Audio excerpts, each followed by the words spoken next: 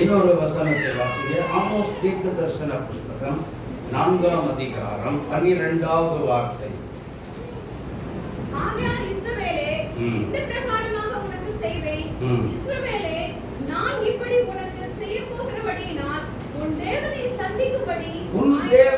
சந்திக்கும்படி ஆயத்தப்படு. ஆமென். ஆயத்தப்படு, ஆயத்தப்படுத்து, ஆயத்தமா இரு. 3 விதமான காரியங்கள் ஆண்டவர் நம் மத்தியிலே வைத்திருக்கிறார். காரணம் என்ன அப்படின்னு கேட்டீங்கன்னா, ஆவியானவர் சொன்னதை மட்டும்தான் திருச்சபைக்கு கர்த்தர் கொண்டு வந்து கொண்டிருக்கிறார். திருச்சபையில் ஆவியானவரே பேசுகிறார். ஏனென்றால் மாதத்தின் துவக்கத்தில் முதல் வாரத்தில் வாக்குத்தத்த செய்தி தான் கொடுத்து பழக்கம்.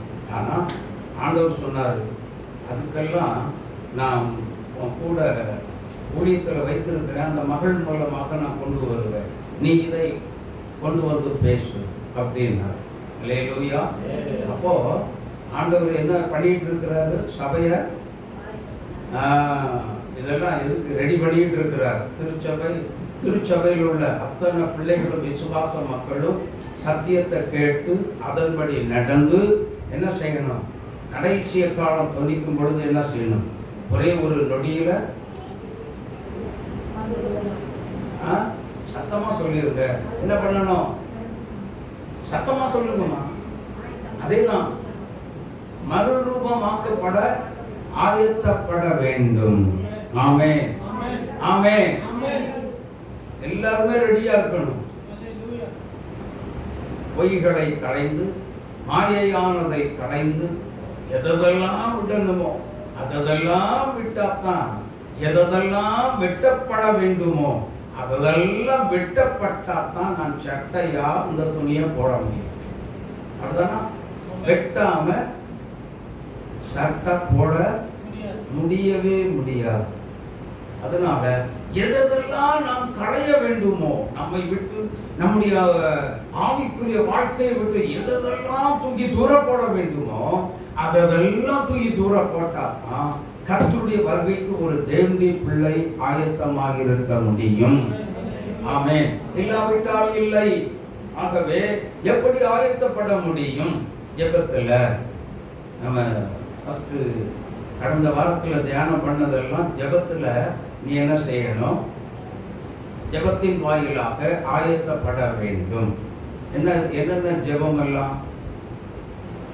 யாராவது போன வாரம் வந்தவங்கெல்லாம் சொல்லுங்க பார்க்கலாம். எல்லாம் மறந்தாச்சு. எப்படி அங்க போறது? எப்படி மனுரூபம் அடைகிறது? இயேசு எப்படி ஜெபித்தாரோ, இயேசுதான் நமக்கு ஜெபத்துக்கு ஒரு ரோல் மாடல். ஆமென். இயேசுவை பாருங்க, மார்க் 1:35, லூக்கா 6:12, யோவான் 11:40 இந்த வசனங்களை வைத்துதான் ஆவியானவர் பேசினார். அல்லேலூயா. ஆமா, ஜெபம் ஜெபம் ஜெபம் எப்பொழுதுமே ஜெபித்துக் கொண்டே இருக்க வேண்டும். அல்லேலூயா. நீங்க வீட்டில் போய் அந்த இப்போ நான் சொன்ன 3 வசனத்தையும் நீங்க தியானம் பண்ணாலே உங்களுக்குள்ள ஜெப ஆவியின் அபிஷேகம் ஆவியானவர் கொண்டு போட்டுருவார். ஆமென். ஆனபடியினால தயவு செய்து ஜெபிக்காம இருக்காதீங்க. உங்க வீட்டுக்குள்ள இந்த நான் அடிக்கடி நான் சொல்லுவேன், எங்கள் ஊர் சைடில் எல்லாம் இந்த பண்டிக்குட்டி ஜெபம்னு சொல்லுவாங்க. அந்த ஜெபத்தெல்லாம் தவிர்த்துருங்க. அந்த ஜெபமே ஆகாத ஒரு ஜெபம். முழங்கால் போடுவோம், அப்படியே மண்டி போட்டிருப்போம். ஆனால் தலையில் தலை ஒரு கால், ஒரு 2 கால் ஒரு ஊனி இருக்கும், கையும் போட்டிருப்போம், தலையும் தரையில் தான் இருக்கும். ஆனால் அப்படி போட்ட மாதிரி இருக்கும். டக்குன்னு அப்படியே எழுந்திருந்து இங்கே ஒரு சிலுவை, இங்கே ஒரு சிலுவை போட்டுட்டு என்ன பண்ணலாம்? டேய் ஜோன்டியா, நல்ல ப்ரேயர் பண்ணேன். What is the prayer? நான் கேட்குறேன், என்ன ஜெபம்? நோ, அது ஜெபமே இல்லை. அந்த மாதிரிலாம் ஜெபிக்க போகாதீங்க. உங்கள் பிள்ளைகளுக்கு ஜெபிக்க கற்றுக் கொடுங்க. இயேசு கிறிஸ்து சீடர்களுக்கு என்ன செய்தார் தெரியுமா தெரியாதா? ஹலோ, அவங்க மற்றவங்களுக்கு தெரியுமா தெரியாதாமா? இயேசு கிறிஸ்து தம் சீஷர்களுக்கு என்ன செய்தார்? ஜெபிக்கிறதுக்கு கற்றுக் கொடுத்தார். அதே மாதிரி இப்போ உங்களுக்கு கற்றுத் தரணுமோ? ஜெபிக்கிறது கற்றுத் தரணுமா? வேணுமா வேண்டாமா? வேணும். அப்போ இதுல ஜெபிக்கிறதுக்கு சரியான முறைப்படி ஜெபிக்க தெரியாதுன்னு சொல்றவங்க யாராவது இருந்தா கை ஊக்கிடுங்க. எல்லாருக்குமே தெரியும், அப்படிதானே? முழங்கால் போட்டா எடுத்தெடுப்புல அந்நிய பாஷைகளை பேசி ஆவியில நிறைஞ்சி தயவு செய்து என்ன செய்யாதீங்க, ஜெபிக்க போகாதீங்க. பெரிய பசுத்தமாம் இல்லை. எடுத்த எடுப்புலேயே அன்றைக்கு ஏதாவது ஒரு சின்ன குட்டி தவறுகளை, சின்ன சின்ன பாவங்களை நம்ம செய்திருப்போம். கர்த்தர் விரும்பாத சில பாவங்களை செய்திருப்போம். அதனால முதல்ல எடுத்த எடுப்புல உங்களை தாழ்த்தி தேவ சமூகத்துல வெறுமையாக்கி ஒப்பு கொடுத்து பாவ அறிக்கை செய்து ஜெபம் பண்ணி, ஆண்டவரே என்னை பரிசுத்தப்படுத்தும் என்று சொல்லி ஜெபம் பண்ணுங்க. அவன் தேவ சமூகத்துல பெரிய ஆள் மாதிரி, பெரிய தீர்க்கதரிசி மாதிரி, மிகப்பெரிய ஊழியக்காரன் மாதிரி அப்படிலாம் நீங்க பிஹேவ் பண்ணாதீங்க, மூவ் பண்ணாதீங்க. அது பெருமைக்குரிய ஒரு காரியம். நீங்கள் உங்களையே நீங்க வேதம் சொல்லுகிறது, உங்களை ஞானி என்று எண்ணாதிருங்கள். ஆமென். அந்த மாதிரி தான் அது ஆயிரும். பெரிய பரிசுத்தவான் மாதிரி எடுத்த எடுப்புலேயே அந்நிய பாஷை பேசிக்கிட்டு இருப்பாங்க. நான் அது நிறைய பேரை பார்த்துருக்கேன், அதனால தான் நான் சொல்றேன். அந்த மாதிரிலாம் ஜெபம்னாதீங்க. தேவ சமூகத்தில் போய் உச்சிலிருந்து உள்ளங்கால் வரைக்கும் தாழ்த்தி வெறுமையாக்கி தேவ சமூகத்தில் உங்களை ஆண்டவருடைய பாதத்தில் ஒப்பு கொடுத்து ஜெபம் பண்ணி பாருங்க. நீங்க உங்களுடைய ஆவிக்குரிய தரம் உயர ஆரம்பிக்கும், வளர ஆரம்பிக்கும். ஆமென். இந்த முறையோடு நீங்க ஜெபிக்க ஆரம்பித்தீங்கன்னா கர்த்தர் உங்களை ஜெப வீரனாக, ஜெப வீராங்கனையாக ஆண்டவர் மாற்றிடுவார். நீங்க சத்தம் போட்டு ஜெபிக்கணுங்கிற அவசியம் இல்லை. ஆவியில நிறைஞ்சி ஜெபிக்கும் பொழுது லவுட் வாய்ஸ்ல தான் ஜெபிக்கணும் அப்படிங்கிற ஒரு அவசியம் இல்லவே இல்லை. அது சமீபத்தில் தான் நான் கற்றுக்கிட்டேன் ஆண்டவர்கிட்ட இருந்து. அல்லேலூயா. ஆமா, தேவனுடைய பிள்ளைகள் உங்க இப்போ எல்லாருமே ஆவியில நிறையணும் அப்படின்னு சொல்லி, இப்போ நம்ம ஒரு 10-50 பேர் இருக்கிறோம். ஆனால் எல்லாருமே ஆவியில நிறைஞ்சு ஜெபிக்கணும் அப்படின்னு சொல்லி சொல்லும் பொழுது சமம் வரத்தான் செய்யும். ஆனால் நீங்கள் தனிமையில் இருக்கும் பொழுது கத்துன்னு கத்தி ஊரை தட்டிடாதீங்க. உங்களுக்குள்ள அமைதியில் உட்கார்ந்து என்ன செய்யுங்க, ஆவியில நிறைஞ்ச அந்நிய வார்த்தைகளை பேசி கர்த்தரை ஆராதிச்சே ஜெபம் பண்ணுங்க. அதில் ஒரு மிகப்பெரிய ஒரு விடுதலையும் வல்லமை உங்களுக்குள்ள வரும். கர்த்தரோடு உள்ள ஒரு உறவு அப்போ தொடங்க ஆரம்பிச்சிடும். ஒரு நாளும் நிறுத்த கர்த்தர் விட மாட்டார். ஆமென், ஆமென். இதெல்லாம் என்னன்னா சும்மா ஏதோ வேதத்தின் அடிப்படையில் சும்மா சொல்லிட்டு இருக்கிறார் அப்படின்னு நினைக்காதீங்க. என்னுடைய சொந்த அனுபவத்தையே உங்களுக்கு நான் சொல்லுகிறேன். அல்லேலூயா. நான் எப்படி ஜெபிக்க ஆரம்பித்தேன், என்னென்ன தூக்கம் வந்தால் என்னென்ன செய்யணும், அப்புறம் சரீரத்தில் பலகீனம் வந்தால் என்னென்ன பண்ணணும் அப்படிங்கிறதெல்லாம் கர்த்தர் எனக்கு அதாவது ட்ரைனிங் பண்ணித்தான் என்னைய உங்கள் மத்தியில் அந்த ஜெபங்களை ஏறெடுக்கும்படியாக, ஜெபிக்கும்படியாக தான் கர்த்தர் என்ன முன்னாடி கொண்டு நிறுத்தி வைத்திருக்கிறார். அல்லேலூயா. ஆமா, ஒரு உபவாசித்து ஜெபிக்கும் பொழுது எப்படி எப்படிலாம் ஜெபிக்கணும் அப்படிங்கிறதெல்லாம் உங்களுக்கு கற்றுக் கொடுத்தார். அதெல்லாம் முறைப்படி நீங்க என்ன செய்யணும், அதை மாதிரி செய்யணும். அல்லேலூயா. கர்த்தருடைய பிள்ளைகள் நாம் மிகுந்த கவனமாய் எச்சரிக்கையாய் இருந்து ஊழியம் செய்ய வேண்டும். ஆமென். ஜெபிக்கிறது ஊழியம். ஆமென். பாடுகிறது என்னது ஊழியம்தான். என் மகா பாட்டு நடத்தினா பார்த்தீங்களா, 2வது பாடல், தேவ கிருபை என்னை தாங்கிடுதே. அந்த பாட்டு பாடினது அது அவளுடைய சில சிச்சுவேஷனுக்கு தகுந்தவாறு அந்த மகா தான் மகளுக்கு கர்த்தர் அந்த பாடலை ஏற்றி கொடுத்தார். அல்லேலூயா. சில சிச்சுவேஷன்ஸ், சில சூழ்நிலைகள் மாறும் பொழுது என் கிருபை உனக்கு போதும்னு சொல்லி அந்த பாட்டை கர்த்தர் கொடுத்தார். அல்லேலூயா. ஆமா, எனக்கு அன்பான கர்த்தருடைய பிள்ளைகளே, இப்படி கர்த்தருடைய வருகைக்கு ஒரு தேவனுடைய பிள்ளைகள் தகுதிப்படும் பொழுது அந்த அதுல ஒரு பாடலை நம்முடைய சபைக்கு கொடுத்தார். அடிமையின் மூலமாக கடைசி உபவாச கூடுகையில், அது எனக்கு டேட்லாம் ஞாபகம் இல்லை, திடீர்னு எனக்குள்ள ஒரு பாடல் வந்தது. அந்த பாடல் தான் நினையாத நேரம் என் இயேசு வருவா, சந்திக்க நீ ஆயத்தமா. எல்லாரும் சேர்ந்து பாட போறோம் தம்பி. எல்லாரும் நம்ம சேர்ந்து கைதட்டி உற்சாகமா நம்ம பாட போறோம். அல்லேலூயா. பாடலாமா? எல்லாரும் சந்தோஷமா கைதட்டி பாடுவோம்.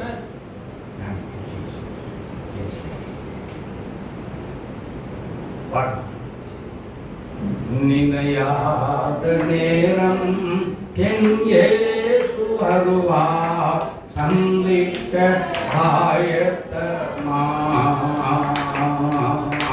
நினையாத நேரம் என் இயேசு வருவார், சந்திக்க ஆயத்தமா.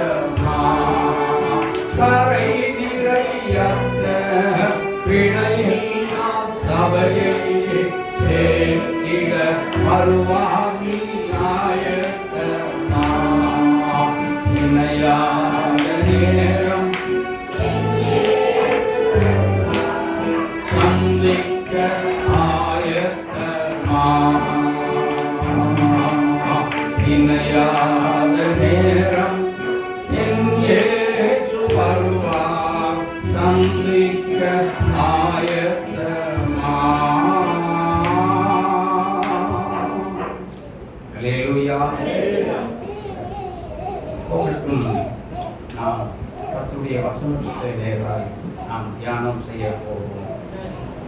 வாசிக்கலாம். மத்தேயு எழுதின சுவிசேஷம் 24ஆம் அதிகாரம் 42, 44வது வசனத்தை நான் வாசிக்க கேட்கிறேன். உங்கள் நல்ல கவனிங்க, உங்கள் ஆண்டவர் இந்த நாளிகையிலே வருவார் என்று நீங்கள் அறியாது இருக்கிறபடியினால் விழித்திருங்கள். நீங்கள் நினையாத நாளிகையிலே மனுஷகுமாரன் வருவார். ஆதலால் நீங்களும் ஆயத்தமாயிருங்கள். ரெண்டு விதமான காரியங்கள் எங்க சொல்றார். ஒன்று விழித்திருங்கள், இன்னொன்று சொல்லுகிறார் ஆயத்தமாயிருங்கள். அல்லேலூயா.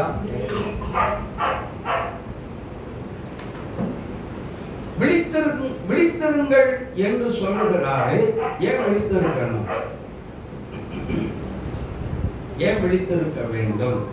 கொஞ்சம் கவனிக்கணும். வார்த்தைகளை வேதத்துல நல்ல தெளிவாக வாசித்தா உடனே பதில் சொல்ல முடியும். வாசிங்க. 1 பேதுரு 5ஆம் அதிகாரம் 7, 8 வசனங்களை வாசிக்க கேட்போம்.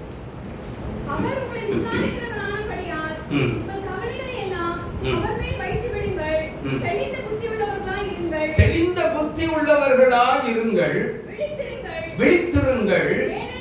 ஏனெனில் உங்கள் எதிராளியாகிய பிசாசானவன் கெர்ச்சிக்கிற சிங்கம் போல எவனை விழுங்கலாமோ என்று வகை தேடி சுற்றித் திரிகிறான். அல்லேலூயா. ஏன் விழித்திருக்கணும் அப்படின்னா, தெளிந்த புத்தி உள்ளவர்களாய் இருங்கள் சொல்லிட்டு அதுக்கப்புறம் சொல்றார் விழித்திருங்கள். ஆமென், ஆமென்.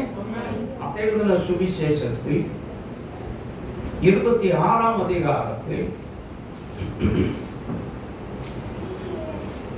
40வது வசனத்தை வாசிங்க.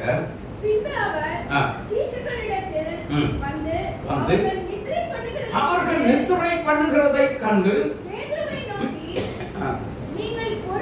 நீங்கள் 1 மணி நேரமாவது என்னோட கூட என்ன செய்யக்கூடாதா? விழித்திருக்க கூடாதா? பாருங்க, மறுபடியும் அவர் திருப்பி வராரு. கொஞ்சம் வசனம், 2 வசனத்துக்கு கீழே படிச்சீங்கன்னா தெரியும். அவர் திரும்ப வந்த போது அவர்கள் மறுபடியும் நித்திரை பண்ணுகிறதை கண்டு, ஹலோ நல்லா கேட்டுடுங்க, அவருடைய கண்கள் எப்படி இருக்கிறதா? மிகுந்த நித்திரை அடைந்திருக்கிறதை அவர் கண்டு பார்க்கிறார். ஆண்டவர் ஆமென், பார்க்கிறார். ஆண்டவர் பார்க்கிறார். அதனாலதான் ஆண்டவர் அதிகமாக ஜெபத்துல நீ விழித்திரு என்றெல்லாம் கொலோசையர் 4ஆம் அதிகாரம் 2வது வசனத்துல தெளிவாக சொல்லுகிறார். நீ விழித்திரு. ஆமென். நீ விழித்திரு. கவனித்து ஜெபம் பண்ணு. அதுதான் அதனுடைய மீனிங். ஏன்? எதிராளி ஒருத்தர் இருக்கிறான், பொல்லாதவன் ஒருத்தர் இருக்கிறான். ஆவிக்குரிய வாழ்க்கையை உடைப்பதற்கும் ஜெப வாழ்க்கையை உடைப்பதற்கும் தேவனோடு உள்ள ஒரு உறவை துண்டிப்பதற்கும் அவன் எப்ப பார்த்தாலும்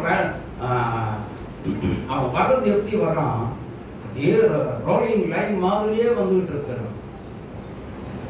சிங்கம், கர்ச்சிக்கிற சிங்கம் போல எவனை விழுங்கலாமோ என்று வகை தேடி சுற்றி திரிகிறான். ஆனால் அதனால்தான் சொல்லுகிறார், அதே வசனத்துல தெளிவுள்ளவர்களால் இருங்கள், விழித்திருங்கள் என்றும் சொல்லுகிறார். பிரியமான தேவனுடைய பிள்ளைகளே, அப்படியானால் நம்முடைய ஆவிக்குரிய வாழ்க்கையில விழித்திருக்கிறதுனா என்ன? சொல்லுங்க, யாராவது சொல்லுங்க. கண்ணை திறந்த அப்படியே பேசினாலும் இப்படி வருவாரா, இந்த வருவாரா, இப்படி வருவாரா, அப்படியே பார்த்துட்டே இருக்கிறது. அது அர்த்தம் அல்ல. அது அர்த்தம் அல்ல.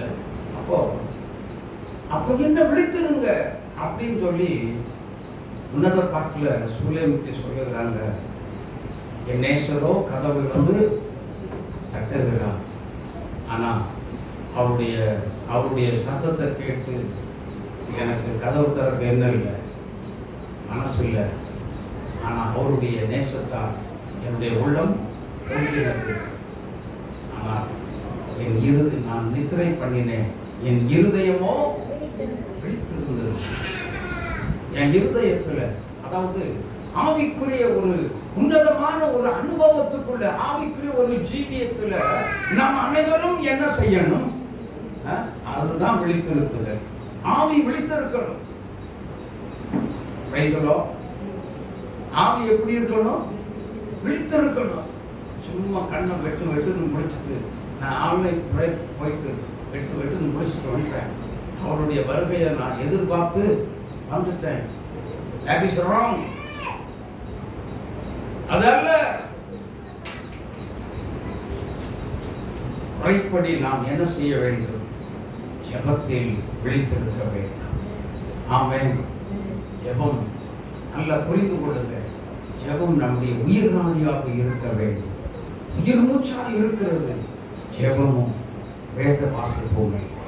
கர்த்தரோடு உள்ள ஒரு உறவு கொள்வதற்கு, இயேசுவோடு உள்ள ஒரு உறவை வளர்த்துக் கொள்வதற்கு, ஆண்டவரோடு பேசுவதற்கு ஜெபத்தின் வாயிலாகத்தான் நாம் இதை பயன்படுத்த முடியும்.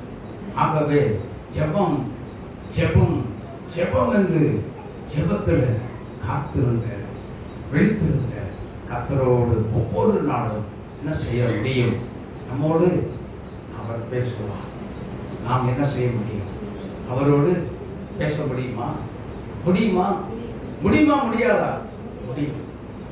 ஏன் முடியும் அப்படின்னா, ஜெபத்துல சும்மா கடமுறைக்கு நீங்க ஜெபிக்க போகவே கூடாது. நான் அடிக்கடி சொல்றேன், என்னன்னா அதிகமா ஜெபிக்கக்கூடிய ஜெப வீரர்கள் நீங்க அதிகமா ஃபர்ஸ்ட் என்ன பண்ணுவாங்க? பாவ அறிக்கை செய்து தன்னை தாழ்த்தி வெறுமையாக்கி ஒப்பு கொடுத்துட்டு அதுக்கப்புறம் துதி ஸ்தோத்திர ஜெபம் செய்ய ஆரம்பிப்பாங்க. இங்க தான் விஷயமே இருக்கு. அப்படியே அந்நிய பாஷைகளை பேச ஆரம்பிப்போம், அவ்வளவுதான். அதுக்கப்புறம் என்ன நடக்கும், எங்க இருக்கிறோம் அப்படிங்கிறது நமக்கே தெரியவே தெரியாது. அவ்வளோ ஒரு உன்னதமான அந்த அனுபவத்துக்குள்ள நாம் கடந்து போய் விடுவோம். அல்லேலூயா, அல்லேலூயா. பிரியமான தேவனுடைய பிள்ளைகளே, ஜெபம் என்பது தேவனோடு ஒரு நெருக்கத்தை உண்டாக்கக்கூடிய ஒரு சக்தி வாய்ந்த ஆயுதம் தான் ஜெபம்.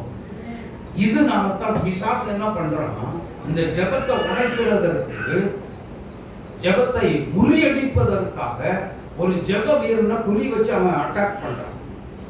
அல்லேலூயா. அவன் தாக்குகிறான். வேதத்தை தியானம் பண்ணி கொண்டிருக்கும் பொழுது அவன் என்ன செய்கிறான்? அதையும் தியானம் செய்ய முடியாதபடிக்கு அந்த பொல்லாதவன் என்ன செய்கிறான்? அவன் நல்ல ஒரு விசுவாசியை அல்லது ஊழியக்காரனை சிந்தைகளை கெடுத்து வேறு வித்தியாசமான ஒரு பாதைக்கு அவனை எடுத்துக்கொண்டு போய் என்ன செய்கிறான் தெரியுமா?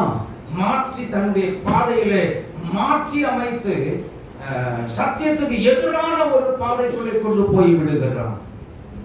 அல்லேலூயா, அல்லேலூயா. கர்த்தருடைய பிள்ளைகள், அதனால் தான் ஆண்டவர் சொல்லுகிறார், இன்னைக்கு நீ விழிப்புள்ளவனாயிரு, விழிப்பாயிரு, விழித்திருந்து நீ ஜெபம் செய், ஸ்தோத்திர ஜெபத்தில் நீ விழித்திரு என்று சொல்லுகிறார். அல்லேலூயா. ஏன் ஸ்தோத்திர ஜெபம் செய்யணும்? ஜெபத்துல 1:50 சங்கீதம் 50 கடைசி வசனத்தை வாசித்து பாருங்கள். முதல்ல கர்த்தருடைய நாமத்தை என்ன செய்கிறோம்? மகிமைப்படுத்துகிறோம். மகிமைப்படுத்த சங்கீதம் 22:3 வாசித்து பாருங்கள். இஸ்ரவேலின் துதிகளுக்குள்ளே நல்லா புரிஞ்சுக்கோங்க. ஏன் துதிக்கணும், ஏன் ஸ்தோத்திரம் பண்ணணும் அப்படின்னு சொன்னா, நாம துதிக்கிற துதியில தான் நம்முடைய ஆண்டவரே வாசமாக இருக்கிறது. அல்லேலூயா. ஆமா, உடனே வெளிப்படுவான். எங்க இருந்தாலும் சரி, 4 ஸ்தோத்திரம் போட்டா போதும், அடுத்த 4வது 5வது ஸ்தோத்திரத்துக்கு நம்ம மத்தியில வந்துடுவார், நம்ம கூடவே இருப்பார். ஆமென், ஆமென். அப்ப கூடவே இருந்து நாம் பண்ற அந்த துதி ஸ்தோத்திரமானது என்ன செய்கிறது? சங்கீதம் 18:3 வாசித்து பாருங்கள். துதிக்கு பாத்திரராகிய கர்த்தரை நோக்கி நான் கூப்பிடுவேன், அப்படினால் என் சத்துருக்களுக்கு நீங்களாக்கி விடுவிக்கிறார். கரந்தட்டி இயேசுவை மகிமைப்படுத்துங்க. அல்லேலூயா, அல்லேலூயா. நல்லா புரிஞ்சுக்கோங்க. இன்னைக்கு விசுவாசிகள், தேவனுடைய பிள்ளைகள் தெளிவாக சத்தியத்தை புரிந்து கொள்ள வேண்டும். ஏன் ஜெபத்தில் அதிகமாக துதிக்க வேண்டும், ஏன் ஸ்தோத்திரம் பண்ண வேண்டும் என்று சொன்னால், நாம் துதிக்கிற துதிக்குள்ளே பரிசுத்த ஆவியானவர் உள்ளே வாசமாய் இருக்கிறார். அல்லேலூயா. அவர் அப்பொழுதுதான் வெளிப்படுவார். வெளிப்பட்ட தேவனாகிய கர்த்தர் என்ன செய்கிறார் தெரியுமா? நமக்கு எதிராக பிரச்சனைகளை கொண்டு வருகிற பொல்லாத சத்துருடைய சேனைகளை அந்த இடத்தில் முறியடித்து தோற்கடிக்கிறார். தேவனுடைய பிள்ளைகளே, அவன் கொண்டு வருகிற போராட்டங்களும் பிரச்சனைகளும் பயங்கரமான நெருக்கங்களும் நிந்தைகள் எல்லாமே ஒரே நொடியில் மறைந்து போகிறது. கர்த்தர் தோற்கடிக்க வெளிப்படுகிற தேவன். அதனால அதிகமா ஜெபத்தில் என்ன செய்யுங்க? அதிகமா என்ன செய்யுங்க? சொல்லுங்க, பக்கத்தில் ஒரு பாப் சொல்லுங்க. அதிகமா என்ன செய்யுங்க? ஜெபத்துல ஸ்தோத்திர பலி செலுத்துங்க. சும்மா உட்கார்ந்து இத பாருங்க, சும்மா உட்கார்ந்து 1000 ஸ்தோத்திர பலி செலுத்துற, அது யாருக்கு? நல்ல முத்துன கிறிஸ்தவங்களுக்கு அது அல்ல. புதிதாய் கிறிஸ்துக்குள்ள வர்றவங்களுக்கு மட்டும்தான் ஸ்தோத்திர பலி. அதுக்கு அவங்க அதை யூஸ் பண்ணட்டும். நல்ல முத்துனவங்க நீங்க அதெல்லாம் யூஸ் பண்ண வேண்டிய அவசியம் இல்லை. கர்த்தர் இங்க கவனிங்க, கர்த்தர் இன்னைக்கு முழுவதும் செய்த நன்மைகள் பல கோடி கணக்கில் இருக்கும். இதை நல்லா புரிந்து கொள்ளணும். நான் இன்னைக்கு ஜீவனோடு, நம்ம எல்லாரும் இன்னைக்கு உயிரோடு இருக்கிறோம் அப்படின்னு சொன்னா அவருடைய கிருபை. அப்ப அவர் நம்மையே வைத்த ஒரு இரக்கம், தயவு, அவர் நம்மை வைத்த ஒரு அன்பு, அதனாலதான் நம்ம இன்னைக்கு எப்படி இருக்கிறோம்? உயிரோடு இருக்கிறோம். அதே ஒரு பெரிய காரியம். ஆமென். என் ஆயுசு நாள்ல ஒரு நாள் இன்னைக்கு கூட்டி கொடுத்திருக்கிறார் அப்படின்னு சொன்னா அதற்கு நன்றி செலுத்துறதுக்கு எவ்வளவு நேரம் போதும்? நேரமே போதும். அப்படிதானே? சொல்லுங்க. அந்த நாள்ல நம்ம எங்கேயாவது வாகனத்துல போவோம், இல்லைன்னா வேலை செய்கிற ஸ்தலத்துல கூட ஆபத்து இருக்கலாம். யோசிங்க. அதுல எல்லாம் கர்த்தர் என்ன செய்கிறார்? நம்ம கூடவே இருந்து அப்படிப்பட்ட வல்லடிகளுக்கு சத்துருவால் வரக்கூடிய வல்லடி எல்லாத்துக்கும் தீமைகளுக்கு விலக்கி மறுத்து நம்மை பாதுகாத்து நம்மை கரம் பிடித்து பயப்படாத, நான் அவங்க கூட தான் இருக்கிறேன். அவன் சொன்னா சொல்லிட்டு போறான், விட்டுரு, நான் அவங்க கூட இருக்கேன். ஆமென். ஆறுதல் கொடுக்கிற, ஆறுதல் கொடுத்து நம்மை தைரியம் கொடுக்கிற தேவன் தான் நாம் ஆராதித்துக் கொண்டிருக்கிறோம். அல்லேலூயா. சோர்ந்து போகாத, சோர்ந்து போகாத, தைரியமா பேசுவார். அல்லேலூயா, அல்லேலூயா. குடும்பத்தில் என்ன பிரச்சனை, என்ன போராட்டம், இன்னைக்கு ஸ்தோத்திரம் பண்ணி துதித்து ஸ்தோத்திரம் பண்ணி ஜெபித்து பாருங்க. அந்த துதி ஸ்தோத்திரமானது உங்களை உயர்த்தும், உங்களை பலப்படுத்தும், உங்களை வெற்றி பெற செய்யும். கரந்தட்டி இயேசுவை மகிமைப்படுத்தும். அல்லேலூயா, அல்லேலூயா. துதி ஸ்தோத்திரமானது உங்களை உயர்த்தும், உங்களை மகிமைப்படுத்தும், உங்களை வழி நடத்தும், உங்களை வெற்றி பெற செய்யும். முடிவு துதி ஸ்தோத்திர பலியினுடைய ஜெபமே முடிவு என்ன தெரியுமா? ஜெயம்தான். அல்லேலூயா, வெற்றிதான். அதனால தைரியமா தேவனுடைய சமூகத்துல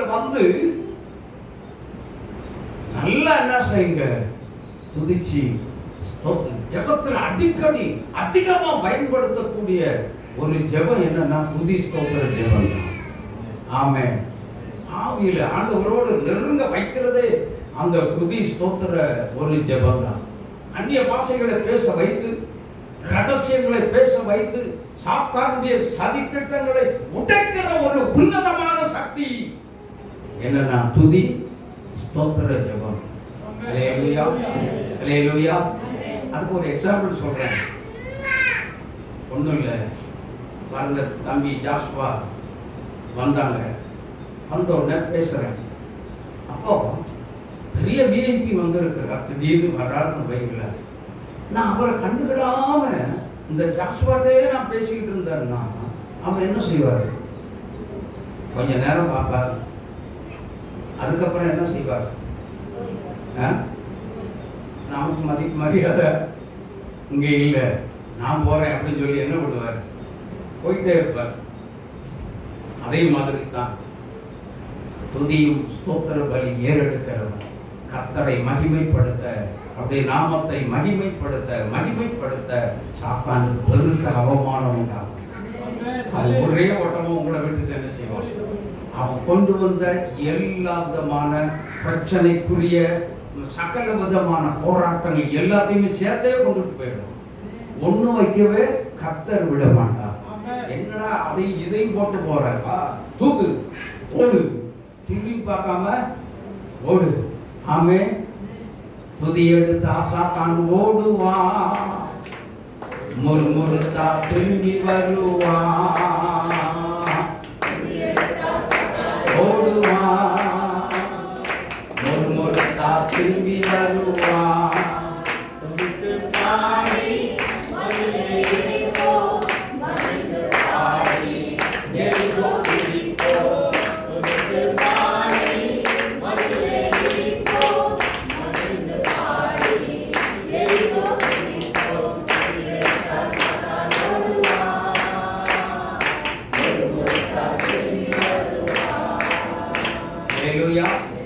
துதி எடுத்து பாருங்க, நீங்க ஜெயம் பெறுவீங்க, வெற்றி உண்டு.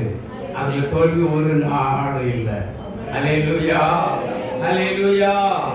அதோடு கூட அந்த ஜெபத்துக்குள்ள என்ன இருக்கணும் அப்படின்னா, வாசிங்க மத்தேயு எழுதின சுவிசேஷம் 21ஆம் அதிகாரம் 22வது வசனம் வாசிக்க கேட்போம். மேலும் நீங்கள் விசுவாசம் உள்ளவர்களாய் ஜெபத்திலே எவைகளை கேட்பீர்களோ அவைகளை எல்லாம் என்ன செய்வீங்க? அப்போ ஜெபத்துல என்ன வேணும்? ஃபர்ஸ்ட் துதி வேணும். ரெண்டாவது என்ன வேணும்? சத்தமா சொல்லுங்க, விசுவாசம். ஏன் விசுவாசம் வேணும்? ஹலோ, விசுவாசம் ஏன் வேணும்? சரி, அதுக்கு ஒரு ட்ரையல் பார்த்துக்கலாமா?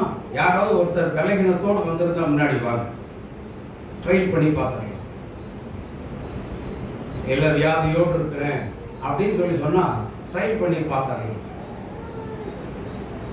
சரி, இதே மாதிரி தான் சொல்லி ஒரு இடத்துல எங்கள் சென்னையில் கூடுவாஞ்சேரி அப்படிங்கிற ஒரு இடத்துல ஒரு கன்வென்ஷன் கூட்டத்திற்காக அழைத்திருந்தார்கள். அந்த இடத்துல இதே மாதிரி தான் சொன்னேன்.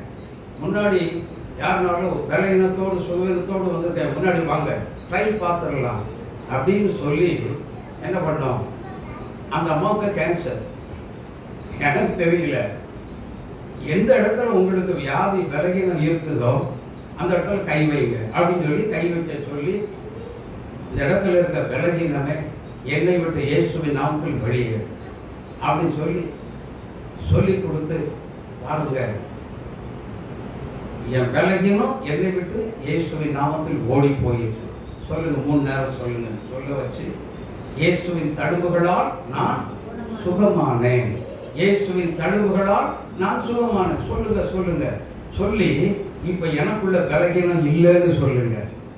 சொல்ல வச்சு, இயேசு என்னை சுகமாக்கி விட்டார் அப்படின்னு சொன்னதுதான் பாருங்க, அவங்களுக்குள்ளே ஒரு ஆச்சரியம், அந்த நேரத்துல ஒரு சந்தோஷம். பாருங்க, இந்த 2ஆம் நாள் கூட்டத்தில் நடந்த ஒரு சம்பவம். 3ஆவது நாள் அந்த அம்மா என்ன பண்ணாங்க தெரியுமா? சாட்சி சொல்வதற்காக டெஸ்ட் பண்ணி என்ன பண்ணாங்க, சர்டிஃபிகேட்டை கொண்டு கையில் காமிச்சாங்க. எல்லா ஜனங்களுக்கும் முன்பதாக ஒரு கேன்சர் இருந்ததுக்கு அறிகுறியே இல்லை, இயேசு என்னை சுகமாக்கினார். விசுவாசம், ஜெபத்தில் விசுவாசித்தால் நீ தேவனுடைய மகிமையை காண்பாய். ஹalleluya, ஹalleluya. என் சொந்த ஊரிலேயே அந்த சம்பவம் ஒன்று நடந்தது. பிளட் கேன்சர், ஒரு சின்ன பையனை கூட்டிட்டு வந்திருந்தார். அவர் எங்க சித்தப்பா, வேற யாரும் இல்லை. கூட்டிட்டு வந்திருந்தார். 2ஆவது நாள் கூட்டத்தில் ஆவியானவர் சொன்னார், பிளட் கேன்சர், ரத்த புற்றுநோய் இயேசு சுகமாக்குகிறார், தேவனுடைய வல்லமை இறங்கி கொண்டிருக்கிறது, கர்த்தர் விடுதலை கொடுக்கிறார் என்று சொன்னார்.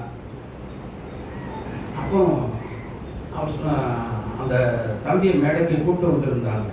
நான் சொன்னேன், இன்னைக்கு நீங்கள் சாட்சி சொல்லாதீங்க, நாளைக்கு டெஸ்ட் பண்ணி எல்லாத்தையும் எடுத்துட்டு அதுக்கப்புறம் நீங்கள் என்ன பண்ணுங்க, அந்த ரிப்போர்ட்டை கொண்டு காமிச்சு நீங்களே சாட்சி சொல்லுங்க அப்படின்னு சொல்லி ஜோமனி அனுப்பி விட்டுட்டேன். அடுத்த நாள் ஹாஸ்பிட்டல் போய் என்னென்ன டெஸ்டெல்லாம் எடுக்கணுமோ அத்தனை எடுத்து பாருங்க, யார் வேணாலும் பாருங்க அப்படிங்கிற 2 கையிலும் தூக்கி காமிச்சார். அல்லேலூயா. கர்த்தர் அந்த தம்பிக்கு விடுதலை கொடுத்திருந்தார். கர்த்தர் சொன்னதை அல்லேலூயா. எனக்கு அன்பான தேவனுடைய பிள்ளைகளே, இது ஒரு அற்புதம் நடக்குது அப்படின்னா நல்லா புரிஞ்சுக்கோங்க. ஒரு மனுஷனால என்னைக்குமே நடக்காது. மனுஷனுக்கும் அந்த அற்புதத்துக்கும் சம்பந்தமே இல்லை. அது ஆவியானவர் நடக்கிற ஒரு உன்னதமான ஒரு காரியம். ஆமே. ஆனபடினால எங்க பாஸ்டர் அப்படி இப்படிலாம் புகழ்ந்துடாதீங்க, வெளியே போகும். இயேசுவை புகழ்ந்து கொள்ளுங்கள், கர்த்தர் தான் அதை செய்வார். ஆமே. எனக்கு அன்பான தேவனுடைய பிள்ளைகளே, இந்த இடத்துல இந்த ஆலயத்தில் நடந்த நிறைய காரியங்களை சொல்லுவது உண்மையானால், இதே சபைக்குள்ள கேன்சர் கட்டியினால வந்தவங்களை கர்த்தர் 2 பேரும் சுகம் கொடுத்திருக்கிறார். ஆமே. ஆமா, நேரடியாக இதெல்லாம் நடந்த ஒரு சம்பவம் தான். எனக்கு அன்பான தேவனுடைய பிள்ளைகளே, அவங்க கிட்ட நான் கேட்கும் பொழுது சொன்னாங்க, அந்த கட்டி அப்படியே துடிக்குது, துடிச்சு கரைஞ்சது அப்படின்னாங்க. எனக்கு அன்பான தேவனுடைய பிள்ளைகளே, இன்றைக்கும் நம்முடைய ஆண்டவர் ஜீவனோடு இருக்கிறார் என்பதற்கு இது ஒரு அடையாளம். இது ஒரு இடத்துல செய்யற, எல்லா இடத்துலையும் தான் செய்யறார் இல்லையா? ஆமே. எனக்கு அன்பான கர்த்தருடைய பிள்ளைகளே, ஆனா இதெல்லாம் என்னன்னா விசுவாசம் வர்த்திக்க பண்ணி, அந்த விசுவாசம் ஏன் நமக்குள்ள அதிகமா காணப்படணும் அப்படின்னா, மனுஷகுமாரன் இந்த உலகத்தில் வரும் பொழுது எதை காண மாட்டார். இங்க பைபிளை தெளிவா படிக்கணும். இதுதான் பைபிளை நிறுத்தி அழகா புரிஞ்சுக்கிற மாதிரி படிங்க.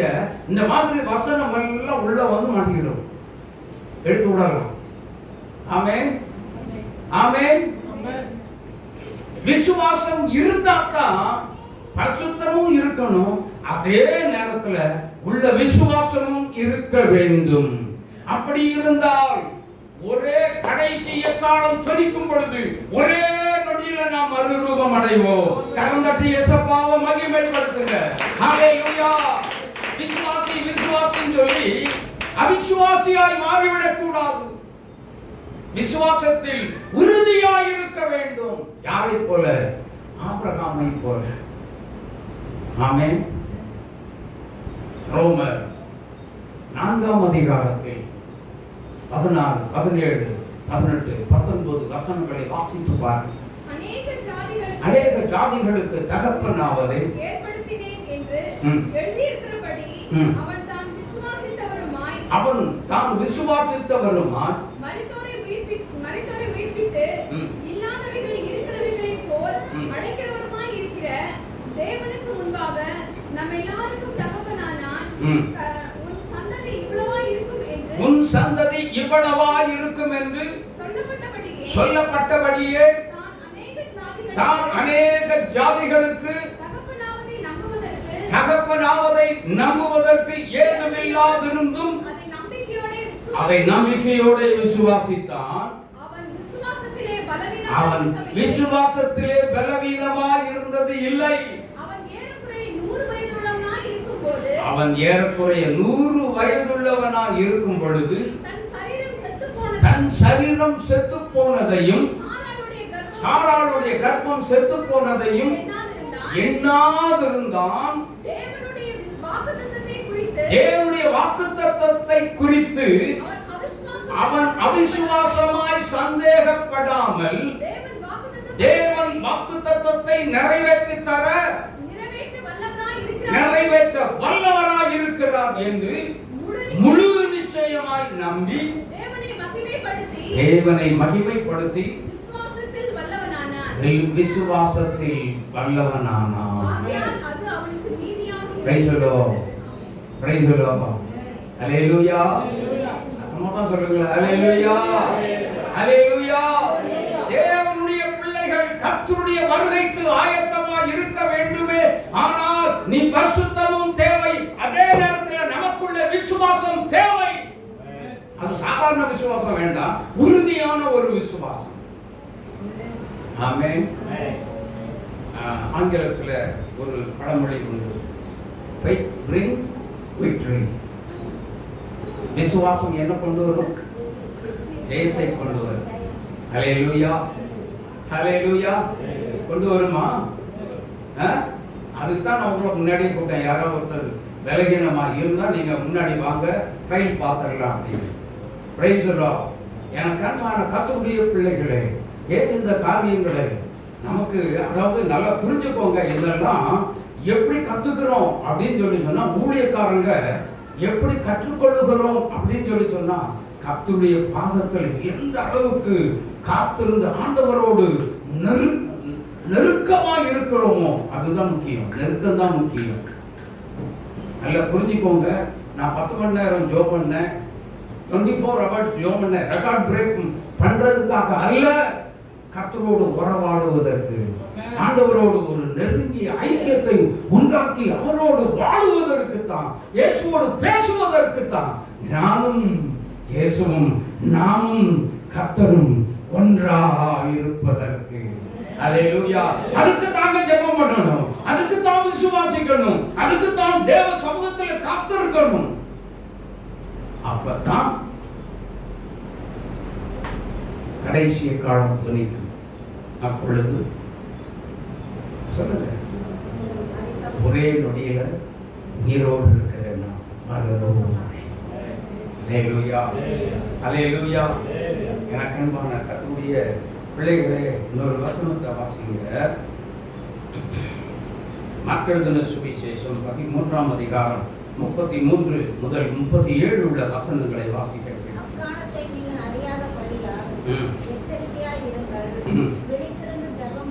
விழித்திருந்து ஜெபம் பண்ணுங்கள்.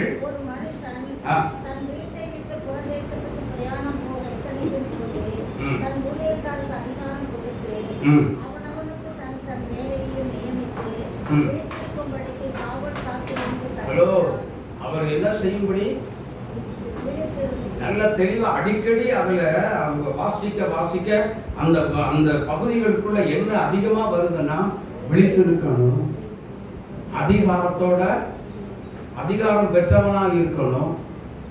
அல்லேலூயா. ஆமா, சாதாரண ஒரு ஆட்களுக்கு இது இல்லை, இந்த கிஃப்ட் வரல. நல்ல தெளிவா புரிஞ்சுக்கோங்க. முதல்ல வீட்டை விட்டு வெளியில போகும் பொழுது அந்த எஜமான் முதலாவது அந்த ஊழியக்காரனுக்கு கொடுத்தது என்ன தெரியுமா? அதிகாரம். கிஃப்ட் கொடுக்கிறார், கிஃப்ட் கொடுக்கிறார். இயேசு கிறிஸ்துவும் வைத்தெழுந்த பிற்பாடு அவர் தம்முடைய சீஷர்களுக்கு மற்றவர்களுக்கும் தனக்குள் இருக்கக்கூடிய அதிகாரத்தை பகிர்ந்து கொடுத்தார் என்று நாம் வேதத்தில் வாசிக்கிறோம். அல்லேலூயா. அப்ப ஒரு விசுவாசி, நல்ல கவனிங்க, இன்னைக்கு ஏதோ நம்ம ஆலயத்துக்கு வர்றோம் போறோம் அப்படின்னு இருக்கக்கூடாது. நாமும் ஒரு அத்தாரிட்டி உள்ள பிள்ளைகளாய், அதிகாரம் உள்ள பிள்ளைகளாய் நாம மாற வேண்டும். அல்லேலூயா.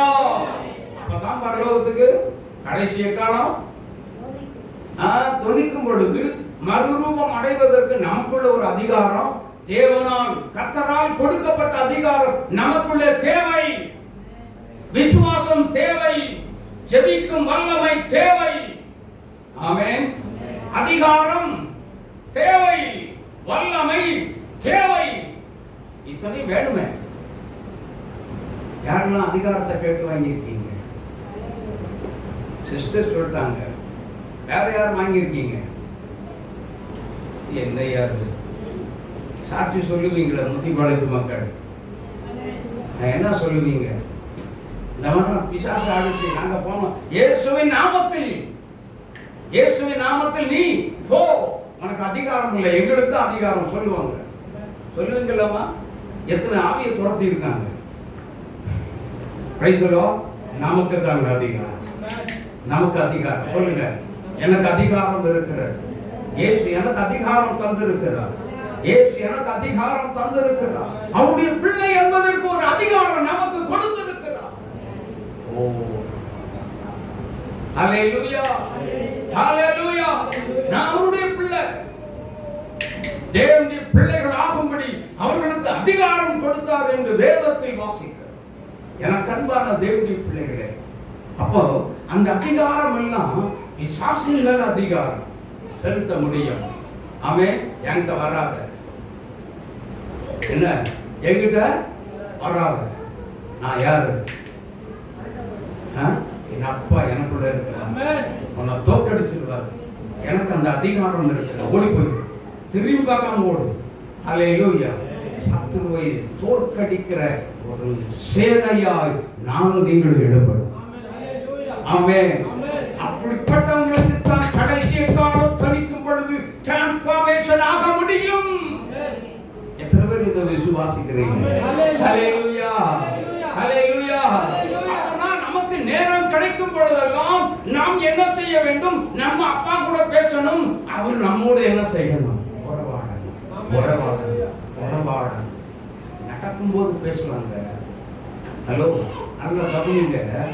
நல்ல ஒரு நெருங்கிய ஒரு அதிகமான ஒரு உறவு உள்ளவங்க, கர்த்தரோடு உள்ள ஒரு உறவு உள்ளவங்க என்ன பண்ணுவாங்க தெரியுமா? எப்ப பார்த்தாலும் சில நேரங்கள்ல நான் வண்டி ஓட்டிட்டு போகும் பொழுது ஆண்டவர் பேசுவார், மகனே நீ ரொம்ப வேகமா போயிட்டு இருக்க, ஸ்லோ பண்ணு, குறைச்சி ஸ்லோ பண்ணு அப்படிங்கிற. ஸ்லோ பண்ணி முடிக்க எனக்கு டக்குன்னு கண்ணி வைக்கும் இப்படிங்கிறதுக்குள்ள ஒரு ஏதோ ஒன்று லாரியோ பஸ்ஸோ அல்லது காரோ ஏதோ ஒன்று கிராஸ் ஆகும்.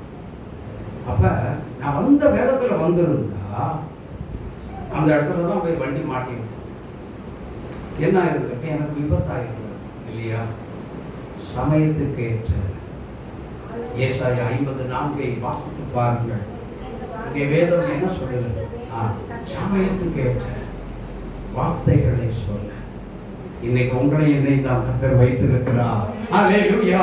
நீங்களும் நானும் தான் கர்த்தருடைய ஏஜென்ட். நீங்களும் நானும் தான் தேவனுடைய பிள்ளையை. ஒரு ஊழியக்காரனை குறித்து அங்கே சொல்லப்படவில்லை. இந்த வார்த்தைகளை கேட்டுக்கொண்டிருக்கிற என் அன்பு தேவனுடைய பிள்ளையை சமயத்துக்கு ஏற்ற வார்த்தைகளை சொல்லி அவர்களை ஆறுதல்படுத்த, சந்தோஷப்படுத்தி அவர்களை கிறிஸ்துவுக்குள் வழி நடத்த உங்களை என்னை தான் கர்த்தர் தெரிந்து கொண்டார். கரந்தட்டி இயேசுவை மகிமைப்படுத்துங்க. அல்லேலூயா. ஹalleluya. சத்தியம் கையில இருக்க கூடாது, இங்கே இருக்க வேண்டும். இனி ராக்காலம் வருகிறது.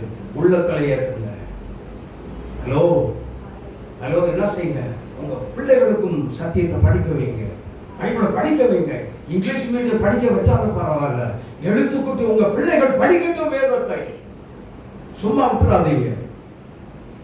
ஆமென் ஆமென். ராக்காலம் வருகிறது. எனக்கு அன்பான கர்த்தருடைய பிள்ளைகளே, இன்னைக்கு இந்த காலை வேளையில 2-3 காரியங்களை குறித்து ஜெபம். ஜெபத்தில் என்ன வேணும்?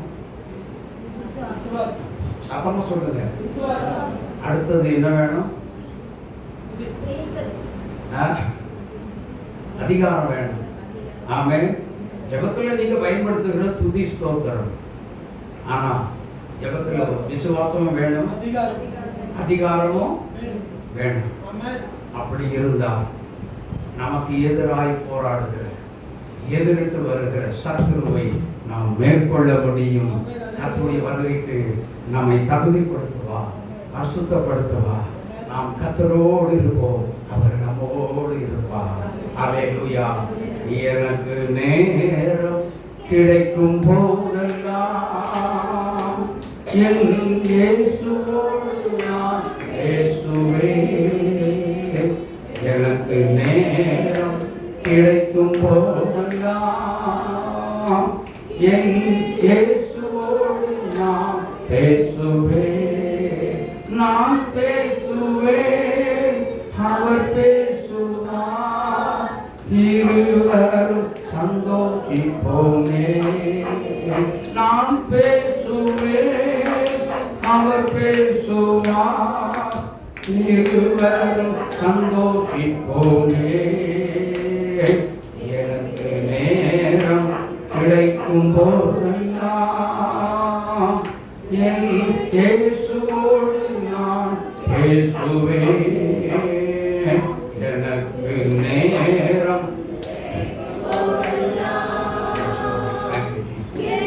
இயேசுவோடு நான் பேசுவேன். ஹalleluya. ஹalleluya. இயேசுவோடு பேசலாமா? பேசுவதற்கு ஆயத்தமா? ஆண்டவர் நம்முடைய தேவனாகிய கர்த்தர் இயேசு கிறிஸ்துவோ நம்மோடு ஒவ்வொரு நொடியும் பேசுவதற்கு அவர் எப்பொழுதுமே ரெடியா, ஆசையா இருக்கிறார். ஆனா நம்ம என்ன செய்யறோம்? ஆசையோம். ஆனா நீங்க தானே ஐயான்னு சொல்லிவிட்டு அவர் கூட பேசுறது எத்தனை பேர் பேசாம இருக்கீங்க? சொல்லுங்க. இன்னைக்கு எத்தனை பேர் நல்ல ஜெபம் பண்ணீங்க, நல்ல கரங்களை வைத்தோம். உங்க கூட ஏசப்பா பேசினாரா? மகளே இன்னைக்கு கூப்பிட்டாரா? பேசினாரா? அப்படி இன்னைக்கு தான் பேசினார்னு சொல்லி கூப்பிட்டாருன்னு சொல்றவங்க கை கொடுங்க. எஸ், இந்த 1 or 2. மற்றவங்க எல்லாம் வயர அறிவு. என்ன ஜெபம் பண்றோம்? என்ன ஜெபித்துக் கொண்டிருக்கிறோம்? கடமுறைக்கு ஜெபமே வேண்டாம். கடமுறை ஜெபம் தயவு செய்து சொல்லுகிறேன், அப்படிப்பட்ட ஜெபத்தை செய்ய போகாதீங்க. ஆண்டவரை கவர்ந்து இழுக்கக்கூடிய ஒரு ஜெபத்தை செய்வோம். கர்த்தர் நம்மோடு வருவார், அவர் நம்மோடு பேசுவார், நாமும் அவர் வரவாடுவோம், வரவாய் இருப்போம். கர்த்தருடைய வருகைக்கு நாம் ஆயத்தமா? ஹல்லேலூயா. ஆயத்தமாகிடவே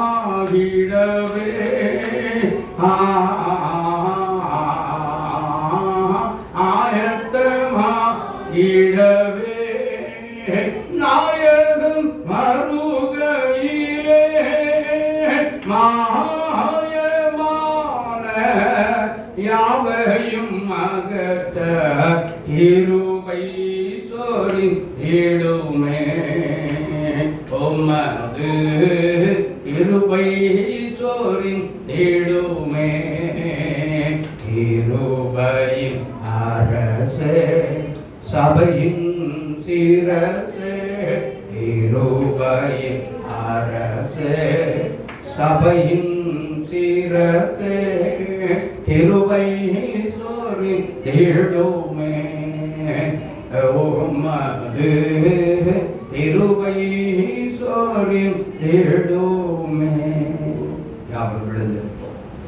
கேட்டுக்கொண்ட வார்த்தை இதனுடைய தொடர்ச்சி நல்ல கவனிங்க. ஒவ்வொரு ஆராதனையிலும் கேட்கப்படும், பிரசங்கிப்போம்.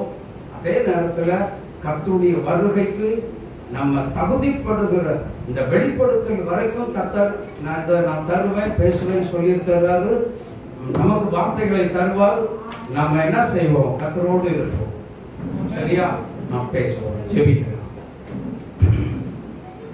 நன்றியின் பரலோக பிதாவாகிய தேவனே, இயேசப்பா, நல்ல வார்த்தைகளை தந்து பேசுனீங்க. உமக்கு நன்றி, கோடான கோடி நன்றி செலுத்துகிறோம் இயேசுவே. அப்பா, ஒரு விசை நல்ல ஒரு வார்த்தைகளை தந்தீங்க. இந்த மாதத்தின் தொடக்கத்தில் உம்மோடு உள்ள ஒரு உறவை வளர்த்துக் கொள்வதற்கு நல்ல ஒரு ஆலோசனை கொடுத்தீங்க. உமக்கு ஸ்தோத்திரம், கோடான கோடி ஸ்தோத்திரம், கோடான கோடி நன்றி. ஆவியானவர் தொடர்ந்து இன்னும் வழி நடக்கும்படியாக ஜெபிக்கிறோம். கர்த்தருடைய ஆவியானவர் நீங்க மகிமைப்படுவீராக. தேவ கர்த்தல அந்த பிள்ளைகள் கேட்டுக்கொண்ட சத்தியத்தின்படி இந்த பிள்ளைகள் எல்லாத்தையும் ஆசீர்வதிங்க. எல்லா பிள்ளைகளையும் ஆசீர்வதிக்கும்படி ஜெபிக்கிறோம். தேவ சமூகத்தில் அதிகமாய் ஜெபிக்கிற பிள்ளைகள் துதி ஸ்தோத்திரம் செய்து நம்முடைய கிருபைகளை வல்லமையை விசேஷித்த அபிஷேகத்தை பரிசுத்தத்தை பெற்றுக்கொண்டு கர்த்தருக்காக வைராக்கியமாய் எழும்புகிற பிள்ளைகளாய் காணப்பட நேர் கிருபை தாங்க தகப்பனே. இரக்கம் செய்தப்பா, உதவி செய்து ஒத்தாசை செய்து வழி நடத்தி மகிமைப்படுவீராக. தேவ கரத்தில் அர்ப்பணித்து ஜெபிக்கிறோம். தேவ சத்தமாக நிறைவேற்றி மகிழ வேண்டுமாய் நாங்கள் ஜெபிக்கிறோம். எல்லாம் புதிகர மகிமை யாவையும் உமக்கே செலுத்தும். மீட்பர் இயேசுவின் நாமத்தில் ஜெபிக்கிறோம். ஜெபங்கேடு மகள் நல்ல பிதாவே.